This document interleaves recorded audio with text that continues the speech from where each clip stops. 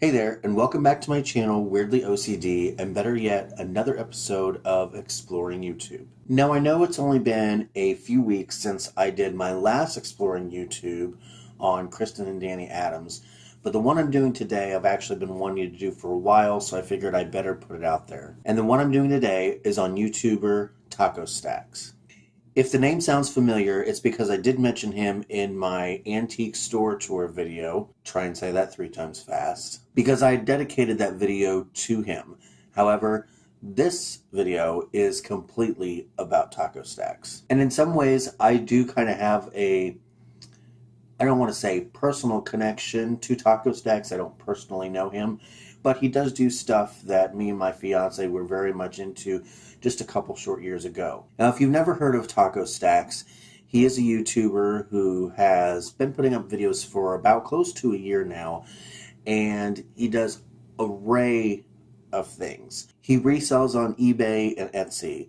He garbage picks. He goes to auctions. He just recently went to a storage auction. He scraps, and I kind of feel in a weird way connected to him because a few years ago, me and my fiance had our own reselling business where we would go and resell things. I would go to auctions and find things to resell.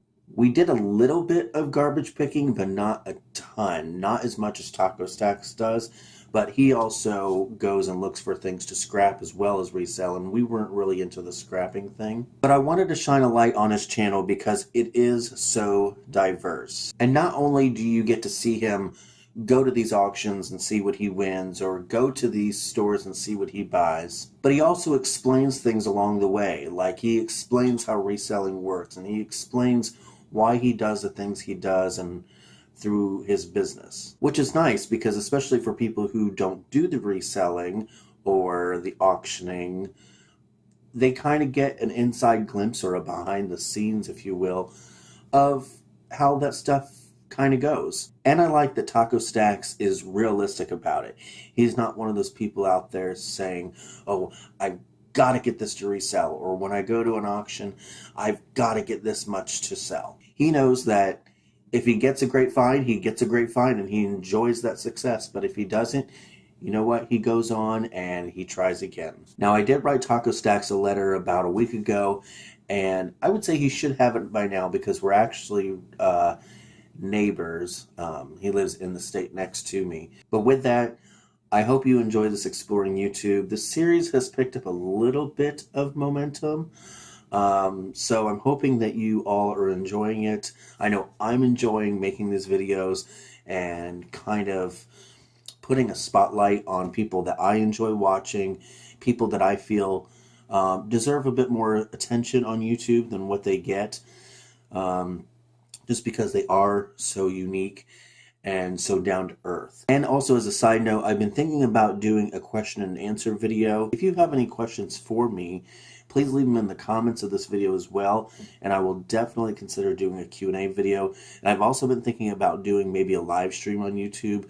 I'm not exactly sure how to set that up yet because I've never done one, but I think it would be interesting because now that I'm getting close to somewhat 600 subscribers, I think I would have a decent amount of people watching and interacting, and it would be just a good time. But with that, if you enjoy scrapping or reselling or eBaying or going to auctions, going to storage auctions, things like that, I highly recommend that you subscribe to Taco Stacks.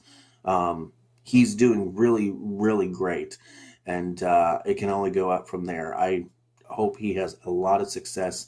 I know he will. His channel is very diverse. But with that, I hope you enjoyed this video, and let me introduce you to Taco Stacks.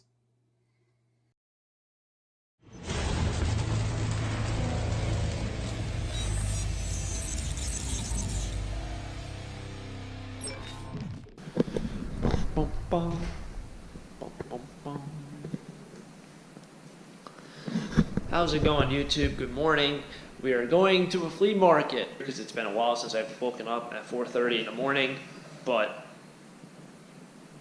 the nice thing about this market is I really don't have a spot. I just show up and, wherever I am. It's a small market. No matter where you're at, everyone will come and visit you. So your spot and where you take your stuff isn't really that important. But regardless, let's go out there and see what the market's like today. Let's do it. Just so much Christmas. This is a pump to something, but it's broken, I believe, so that's not good. And a lot of Christmas. Don't even know which way to start.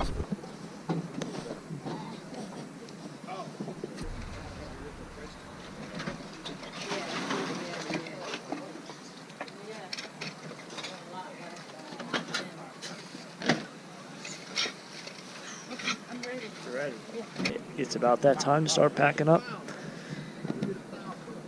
because I guess it's that crowd already. It's a little bit early, but I guess different market, different crowd. Not making many sales here at the end. Still got a bunch of stuff, so start packing up, sorting stuff. Welcome back, another garbage picking video. I don't know if it's probably picking up, but it's snowing pretty good right now. So this always happens. Like garbage picking day is always weird weather. Yeah, it's snowing, but we're going out there. We're going garbage picking because that's what we do. The weather's not going to hold me back, and hopefully we can find some cool things. Let's go out there to try to find some things we can resell, reuse, or scrap. Join me. Let's go garbage picking. Some Nerf glasses. Those might be all right. That's empty. Looks like I'll probably come back and pick up this metal. These, I guess they're aisle back chairs. They're not that great. We got another rug here. Aquarium. Lots of weights, a drop leaf table. More chairs. Almost didn't even see this.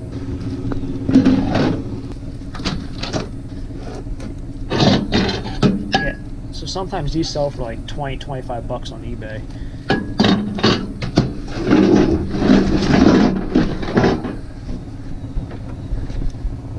It's one of those things that you kind of have to look up before you just discard the whole thing.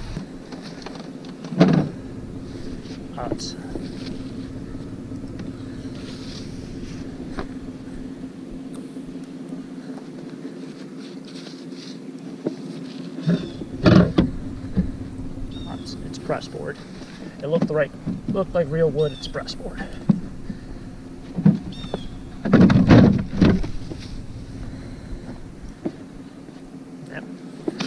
Since it's press board, I'm not going to take it. I try to make these garbage picking videos content friendly. Everything's content. I don't want to do 20 or 30 minutes of just driving around and then 5 minutes of garbage picking, even though some days it's like that.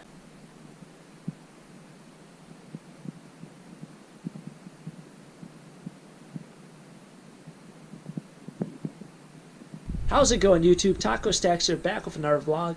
If you guys are just joining me, today I am showing off the Pyrex collection that I've been attributing to in all my flea market, thrift store, and videos like that, pickings, and of that nature. A lot of people have asked me to show off this collection of Pyrex, Federal, Fire King, and other kitchenware from the 50s and 60s. I'm someone who actually does not collect anything, but one thing I definitely can appreciate is nice collections. I think this is very, very unique, very nice. It's well organized. None of this stuff was bought online. It's all stuff that was found in the wild. So if you're someone who likes to collect or is thinking about collecting some sort of item, all this stuff is still out there and still available to be picked. This collection is not being sold. She does not sell off any of her collection online or at flea markets. It is strictly all picked the old-fashioned way. Well, back to scrapping. So I know it's been a while since I've done a scrapping video. I'm going to try to take as much as I can today. I guess I'll get rid of these aluminum chairs that have been here for a while. So that's it. Not even going to do any more. Not worth my time. A lot of scrappers will sit here for 5-10 minutes. Working on this for a quarter or another 50 cents of copper. Not worth it for me. It's not worth it for me. I want to just take it as it is. This is iron. It is what it is with that. So one thing a lot of people ask me is how do I know what kind of metals are metals? Well, this looks like stainless. The thing I noticed with stainless is that some yards do not take magnetic stainless. They only take non-magnetic stainless. That's because of different grades. So this looks like stainless. It doesn't look like aluminum. The way I can tell between stainless and iron is you hit it with a magnet. If it doesn't stick, it's stainless. Or it's a high enough grade of stainless where they will take it. Now, what happens with a lot of stainless is it might look like silver plate or stainless. You hit it. Sometimes it turns out that it's copper color underneath, and sometimes it looks brass underneath. This one is still this whitish, clear, mirror-looking color, so this is stainless.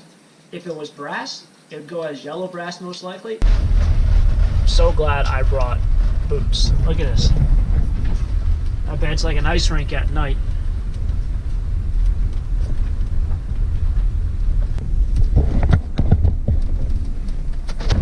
Try to separate your metals as best you can. I know in America it's very frowned upon to not separate your metals, and then in other yards in Europe you're allowed to. So check with your local yard. To go over to see what we picked up and what this yard has to offer in terms of pricing, we're at $4.50, 480 pounds of that. That was $21.60.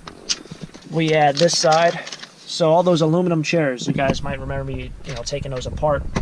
There was 40 pounds combined weight, as well as one of those cast aluminum trays. That's 40 cents a pound at 40 pounds, 16 bucks.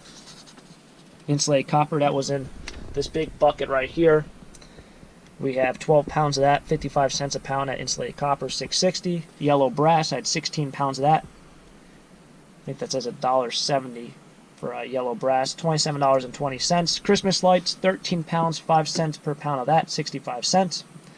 That one mystery piece went as light copper, 4 pounds at $2.10 per pound. That's $8.40 for the light copper.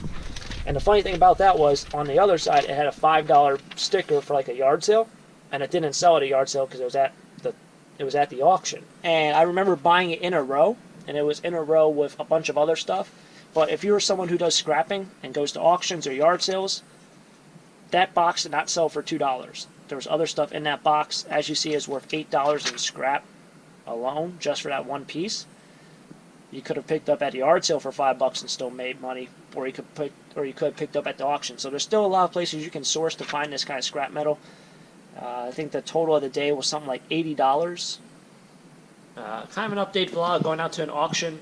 It's the auction day. I'm not bringing my van. It's filled up with scrap metal. I'm going to the scrap yard soon. So don't know if that video is already out.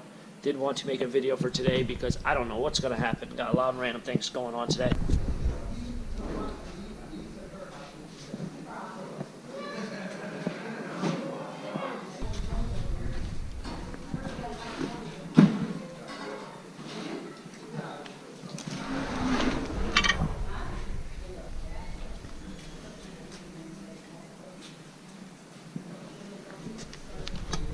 So leaving the auction house now. Did pick up a couple of things. Spent like 16, 17 bucks. Biggest spend was definitely Pyrex, but it's still cheap. Alright, so we picked up this in the trash, but we bought Pyrex. What else is new? A lot of people at the flea market love this vintage photo stuff. I usually get $1 a piece for this kind of stuff. The thing with auctions is you have to pay sales tax, and you have to pay buyer's premium. That's like 20%, so, or it adds up to 20%. So when you start buying stuff for $10, you're really paying $12. I know a lot of house auctions, there's sometimes no sales tax and no buyer's premium. Whenever you can keep it at the number that you pay for, it makes it a lot easier. It just makes the numbers really simple, and when you think on a micro scale, it makes it a lot easier. But that's the pickups for today. We're going out to the storage auction locker that I picked up earlier today, but in a previous video, and we'll see what we picked up. I've never been through it. I know there was one box in front, looked like some kitchenware. There was a yellow bowl, probably yellowware, something from like the 20s or 30s, maybe a McCoy piece. But yeah, other than that, I haven't been through the locker. I know you can't go through these lockers beforehand. Looks like junk. Got it for a great price, but I think you guys might be interested in seeing what I discovered or uncovered from what was in there. Yeah, let's go out there and I'll show you what I picked up. See what kind of good things we have in here.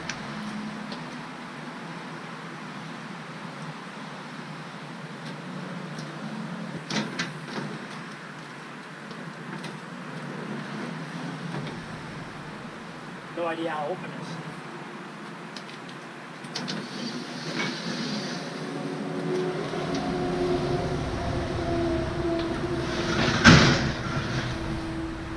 So this is what we got. Yeah, a lot of it's gonna be garbage. So I got some scrap, some of these extension cords. Get a buck or two a piece on these. There's a lot of dead bugs in here, so I don't know how long this place has been vacant. I will put on gloves. This is the piece that I found. It's got some chips on the top, but it's pretty mint.